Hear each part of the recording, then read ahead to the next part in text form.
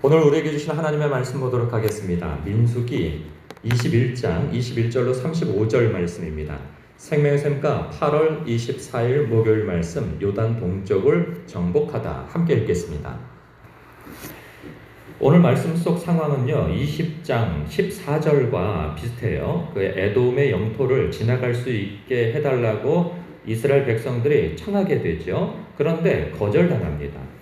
에돔은 확실하게 하기 위해서 이 군대를 동원해가지고 이스라엘 백성들의 그 행로를 막아서죠. 그래서 어쩔 수 없이 우회해서 돌게 되어집니다. 그 오늘 말씀도 그래요. 이 가나안으로 가기 위한 이 지름길이 있어요. 그게 왕의 대로입니다.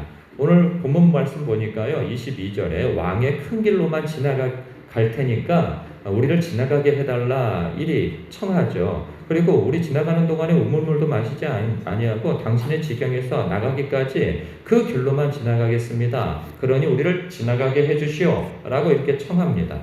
그런데 어떻게 됩니까? 에돔 족속들이 했던 것처럼 막아서죠. 23절에 보니까 시온이 이스라엘이 자기 영토로 지나감을 용납하지 아니하고 그의 백성을 다 모아서 이스라엘을 치러 광야로 나와서 야하스에 이르러 이스라엘을 쳤다는 거예요. 전쟁을 이제 그쪽에서 선제 공격을 해 온 거죠. 그랬더니 24절에 이스라엘이 칼날로 그들을 쳐서 무찌르고 그 땅을 아르논에서부터 약보까지 점령하여 암몬 자손에게까지 미쳤다는 거예요. 그리고 여기를 다 정복하고 난 이후에 이제 우회해서 또 가나안 땅으로 올라가기 위하여서 북상을 합니다. 북상을 했더니 33절에 보니까 이 바산 왕 옥이라고 하는 왕이 그의 백성을 다 거느리고 나와서 지레 겁먹고 이제 또 우리나라를 쳐들어오려고 그러는구나 하여서 지레 겁먹고 막아섭니다. 그래서 그의 백성을 다 거느리고 나와서 에드레이에서 싸우려 합니다. 그때 여호와 하나님께서 말씀하세요. 34절이죠. 그들을 두려워하지 말라. 내가 그와 그의 백성과 그의 땅을 내 손에 넘겼나니 너네 헤스본에서 거주하던 아모리인의 왕 시온에게 행한 것 같이 그에게도 행할지니라. 그 어떻게 행한 겁니까? 35절에 보니까 그와 그의 아들들과 그의 백성을 다 쳐서 한 사람도 남기지 아니하고 그의 땅을 점령하였다는 거예요. 그러니까 생명체를 하나도 남기지 않고 싹 멸해버렸다는 거죠. 무서운 징계와 심판을 내리신 거예요. 그럼 이 차이는 무엇이냐라는 거예요. 에돔 땅은 왜 그냥 지나가게 하신 거고, 보면 에돔도 와서 대적하였어요. 너희들이 여기를 지나가려 하면 우리가 가만두지 않겠다 하고 군사를 몰고 왔고, 여기도 마찬가지예요.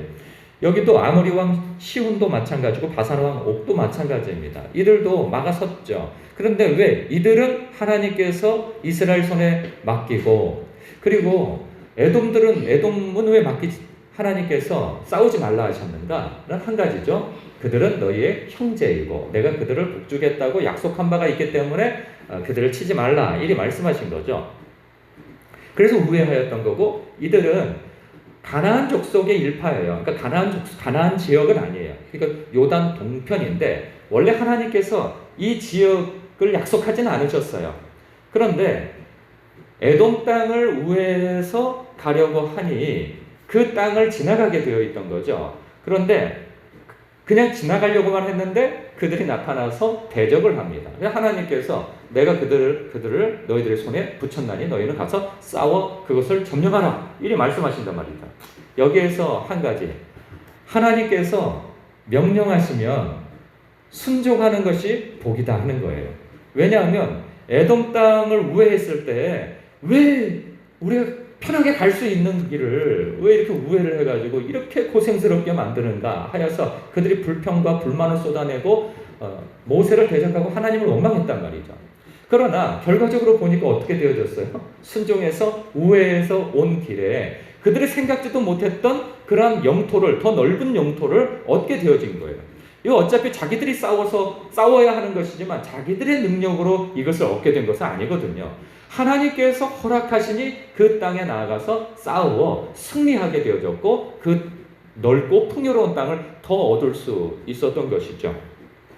그래서 당장에 우리 눈에 하나님께서 내 마음에서는 이거를 붙잡고 싶고 취하고 싶고 그리고 내가 무엇인가를 가고 싶고 행하고 싶고 하고 싶은데 하나님께서 멈춰라, 하지 마라, 그리고 돌아가라, 뭐 이런 말씀이 있을 때 우리는 나의 뜻과 하나님의 뜻이 충돌이 되어지는 지점들이 있단 말이에요. 우리가 살면서.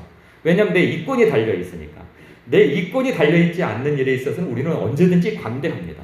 그러나 내 이권이 달려있다면 하나님의 뜻도 우리는 거부하고 싶은 마음이 굉장히 크단 말이에요. 왜? 이거 하면 손해를 볼까 싶어서. 그런데 하나님의 뜻을 붙잡는 자 하나님께서 합력하여 선을 이루시고 합력하여 복을 주신다 하는 그 말씀이 오늘 말씀에 배어 있어요. 물론 우리 눈에는 보이지 않아요. 그 형통이. 하나님 눈에만 보이죠. 그렇기 때문에 우리가 하나님을 하나님을 향한 절대 믿음을 가져야 한다는 것이 바로 여기에 있는 것이죠. 우리가 하나님을 믿지 못하면 당장 눈에 보이는 것을 붙잡으려고 하게 되어지거든요. 그런 부분에 있어서 하나님의 뜻을 따르는 것이 복이다 하는 것을 오늘 말씀은 우리에게 시사해 주고 있습니다. 그런데요, 또 하나 봐야 할 것이 무엇이냐면 그 하나님의 이 선하시고 온전하시고 기뻐하시는 뜻에 따라서 순종을 하면 복인데 우리가 제일 궁금해하는 게 그거잖아요. 아니 하나님의 뜻인지를 어떻게 아느냐 말이죠. 하나님의 뜻. 사람들은 얘기합니다. 하나님의 뜻인 것을 알면 내가 행할 것인데 하나님의 뜻을 모르기 때문에 내가 이렇게 선택하지 못하고 저렇게 선택하지 못하고 그래서 내가 하나님의 뜻이라는 것만 알면 내 몸을 던져서 뭘 어떻게 하겠다 이런 얘기들을 많이 합니다.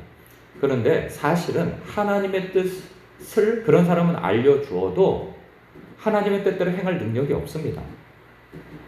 우리가 분명 조금 전에 말씀드린 것처럼 하나님의 뜻을 행하는 것이 복이라는 것을 알고 따라야 하는데 첫 번째 하나님의 뜻이 무엇인지를 모르는 것이 문제이고 두 번째 하나님의 뜻을 안다고 하여도 하나님의 뜻에 순종할 능력이 우리에게 없다는 것이 문제인 것이죠.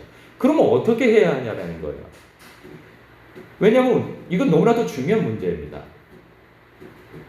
예수님께서 말씀하시길 영생이 무엇인가 거룩하신 하나님과 그가 보내신 자 예수 그리스도를 아는 것이 영생이라고 했는데 또 하나님 나라가 무엇인가 하나님의 말씀의 통치를 받아 사는 것이 하나님의 나라를 사는 것이고 그것이 줄여서 표현하면 천국의 삶이고 천국 백성의 삶의 그러한 라이프 스타일이며 그러한 사람이 죽어서 가는 것이 하나님의 영원한 통치가 있는 하나님의 나라 천국인데 이 땅에서 하나님의 말씀을 따라 살지 않는다면 우리에게는 하나님의 백성으로서의 정체성이 없는 것이죠. 그렇다고 한다면 우리가 해야 할 일이 무엇인가? 하나님 알기를 힘써야 하고 예수 그리스도를 알기를 힘써야 한다는 거예요. 그러면 어떻게 하나님을 알기를 힘써야 되느냐? 두 가지밖에 없습니다. 세 가지죠. 하나는 뭐냐? 말씀입니다. 하나님의 말씀을 주야로 읽고 묵상해야 합니다. 그래서 하나님의 선하시고 기쁘신 뜻이 무엇인지를 분별하려고 해야 하는 거예요. 알아야 분별을 하죠. 그리고 또 하나, 우리가 안다고 해서 분별이 제대로 되느냐? 그렇지 않습니다. 아니 아는 걸로만 친다면 지식으로만 친다면 신학자만큼 많이 아는 사람이 어디 있어요? 그러나 신학자 가운데서도 많은 지식을 가지고도 하나님을 믿지 않는 사람들이 얼마나 많은지 모릅니다. 예수 그리스도를 믿지 않는 사람들이 얼마나 많은지 모르며 성경 말씀 그대로를 믿지 않는 사람들이 얼마나 많은지 몰라요. 신학자라고 해서 많은 성경을 그렇게 많이 읽고 통달하고 끼고자 하고 연구하고 하여도 믿지 않는 사람들이 얼마나 많은지 몰라요. 그러한 삶 속에서 무슨 능력이 일어날 수 있겠습니까? 역시 마찬가지입니다. 우리 성도들도 마찬가지예요. 오늘날 얼마나 유식합니까? 글을 많이 읽어서 성경에 대해서 1년에 2독을 하고 3독을 하는데 그의 삶 속에서는 아무런 능력이 나타나지 않아요. 무엇 때문입니까? 예수님께서 이런 말씀을 하셨죠. 기도 외에는 이런 유가 나갈 수가 없느니라. 변화산에서 내려오시고 제자들이 그 귀신 들린 소년의 그 질병을 낫게 해주지 못하니까 그의 아버지가 와가지고 예수님께 호소하지 않습니까? 무엇인가를 할 수 있다면 좀 해주십시오. 했더니 예수님께서 하시는 말씀이 무엇인가를 할 수 있다는 것이 무슨 말이냐? 믿는 자에게 능치 못함이 없느니라. 오 주여 나의 믿음 없음을 도와주소서 하여서 예수님께서 그를 치료해 주시죠. 그 이전까지 제자들은 심지어는 죽은 자도 살려내고 병든 자를 고치고 그리고 귀신을 쫓아내는 그런 능력을 부여받았었어요. 그래서 전도 훈련도 하고 그랬단 말이죠. 그런데 아니 너무나도 쉬운 이 과제라고 생각하여서 거기에서 명하였는데 귀신은 나가지 않고 오히려 더 악화되어지는 것처럼 보인단 말이죠. 그럴 때 제자 하나가 예수님께 이제 일 끝나고 가면서 여쭙죠. 주님, 아니 우리가 할 때는 안 되고 왜 예수님께서 할 때는 됩니까? 기도 외에는 이런 이유가 나갈 수 없느니라. 그들은 예수님을 알았어요. 3년 반 동안. 그러나 기도하지 않을 때 능력이 나가지 않는다는 거예요. 그래서 우리가 하나님의 말씀을 읽는 것이 중요하고 그와 동시에 늘 시간을 구별하여서 하나님 앞에 기도하는 삶이 중요하다는 거예요. 아니 저 기도하는데요. 밥 먹을 때 기도하고 잠깐 기도하고 이런 기도로서는 능력이 나가지 않는다는 거예요. 그래서 수요일에 기도 훈련을 하고 하는 이유가 바로 거기에 있는 것입니다. 오늘날 우리가 그렇게 많은 예배를 드리고 그렇게 많은 말씀을 듣고 그렇게 많은 말씀을 읽음에도 불구하고 우리의 삶 가운데 능력이 나타나지 않는 이유가 무엇이냐 말이에요. 기도하지 않기 때문인 거예요. 기도를 해도 깊이 있는 기도, 하나님의 임재까지 다다르는 그런 기도의 삶을 살지 못하고 얕은 기도만 하는 것이 몸에 배어서 우리에게 아무런 능력이 나가지 않는다는 거죠. 그냥 능력은 나가는 것은 고사하고 하나님의 뜻이 무엇인지도 분별할 수 없는 지경에 처하는 거죠. 그래서 우리는 하나님 말씀을 통하여서 기도를 통하여서 주님과 가까이 하는 가운데 하나님의 뜻을 알려고 해야 한다는 것이죠. 우리도 사람과의 관계에 있어서도 어쩌다 한 번 만나면 그 사람 모릅니다. 일주일에 한 번 만나서 그 사람을 어떻게 합니까? 아니 중간에 밥도 먹고 같이 목욕탕도 가고 그리고 같이 앉아서 카페에 앉아서 많은 얘기도 나누고 그리고 어디 여행도 같이 가고 이런 일들 속에서 그 사람의 내밀한 속 깊은 것까지도 알게 되어지는 거죠. 어쩌다 한 번 만나서 알게 되어집니까? 그럼 맨날 업무상의 일로서 만난다고 그 사람을 알게 됩니까? 아니, 십수년을 만나도 그 사람의 이 내면과 그 사람의 가정 형편과 그 사람의 이면에 대해서 아무것도 모르고 살 수 있어요. 업무상으로만 만나면. 우리가 하나님을 만날 때 내 기도 제목만 가지고 만나면 하나님 앞에 늘 기도해도 하나님이 누구신지 모르고 살 수 있단 말이죠. 그렇다면 무엇이냐? 우리의 일상에서 늘 주님을 생각하고 그리고 늘 주님께 말을 걸고 그리고 주님께서 내게 뭐라고 말씀하시는가 귀를 기울이는 그러한 영적인 훈련과 그러한 삶에 젖어들지 않으면 주님 알 수가 없습니다. 알 수가 없어요. 그래서 우리가 사람과의 관계에 있어서도 그렇게 친밀해지면 그 사람의 얼굴빛만 보고도 그 사람의 뜻이 무엇인지를 간파하게 되어지는 거죠. 우리의 신앙이 주님과의 관계에 있어서 거기까지 가야 하는 거예요. 그래서 우리가 말씀을 읽으면서 주님의 뜻이 이거구나. 기도하려고 할 때 주님이 내게 이걸 말씀하시고 원하시는 것이 이거구나 라고 할 때 내 뜻과 주님의 뜻이 충돌되어질 때 주님의 뜻을 붙잡을 수 있어요. 물론 쉽지는 않아요. 왜냐하면 우리는 본능이 있고 우리의 삶에 내가 추구하는 바가 있기 때문에 하나님의 뜻은 대개는 세상에서 요구하고 원하는 방법대로가 아니라 하나님의 뜻대로 우리에게 말씀하신단 말이에요. 그것이 우리에게 복인데 그걸 못 알아듣는 것이 문제란 말이죠. 그럴 때 우리는 말씀과 기도로서 하나님과 친밀해지면 내가 사랑하는 그 하나님의 뜻을 따르게 되어 있다는 거예요. 그렇게까지 우리의 삶과 의식과 우리의 영이 주님께 붙어있지 아니하면 순종할 수가 없습니다. 순종할 수가. 오늘 말씀에서 보면 이렇게 하나님께서 어디는 우애하라, 어디는 싸워라. 이거 누가 들었을까요? 모세가 들었죠. 백성들은 들을 귀가 없어요. 모세가 들었습니다. 오늘날은 누가 들어야 합니까? 목사인 제가 들어야 될까요? 다 들어서 여러분들에게 말씀해 드려야 될까요? 아니에요. 제가 생각하니까 분명하더라고요. 목사인 제가 아무리 하나님의 음성을 듣고 말씀을 선포하고 전해도 성도들은 안 듣더라고요. 그거는 목사님이 공부해서 하는 말이죠. 이렇게 들어야 다. 그러면 누가 듣느냐? 들을 게 있는 사람이 들어요. 그 들을 게 있는 사람은 어떤 사람이냐? 평소에 하나님의 선하시고 기쁘신 뜻이 무엇인지를 분별하고 순종하기 위해서 부단히 하나님의 말씀을 읽고 부단히 기도하는 자리에서 기도의 분량을 키워가는 그러한 사람들, 그리고 순종하려고 애쓰는 그런 사람들이 오늘은 주님께서 어떻게 말씀하실까?